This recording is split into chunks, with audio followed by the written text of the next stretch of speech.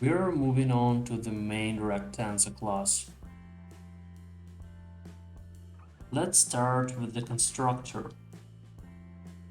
The essence of this class is that it fills the canvas with random rectangles, the limits of randomness, the maximum coordinates of the canvas, and two arrays, one for ready-made rectangles and the other for those that are still in the cube.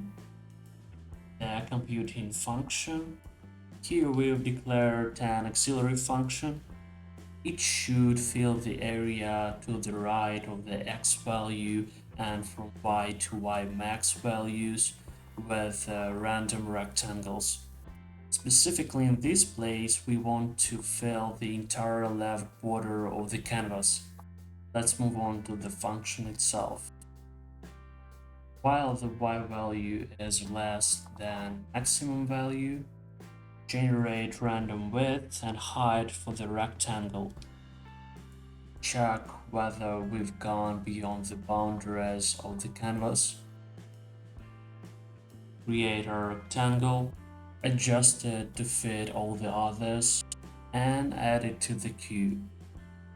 Of course, if there is no suitable rectangle, just increase the y value and try again.